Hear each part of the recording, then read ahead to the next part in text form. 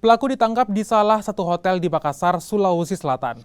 Pelaku pun kemudian dibawa ke Polda Sulawesi Selatan untuk menjalani pemeriksaan. Dari hasil pemeriksaan, pelaku menawarkan 2 orang wanita kepada pria hidung belang melalui media sosial.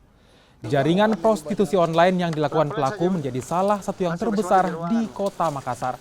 Pelaku memasang tarif 6 juta rupiah untuk sekali kencan. Jaringan prostitusi yang menggunakan online. Kegiatan itu kemudian ditindaklanjuti oleh tim cyber dan dilakukanlah penangkapan sebanyak 3 tersangka mucikari ya. Nah, mucikarinya 3, kemudian ada 2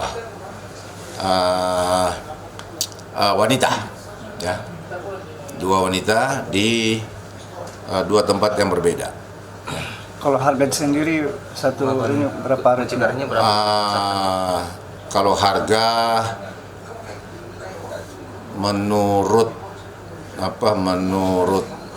si pelaku itu sekali kencan dia 6 juta.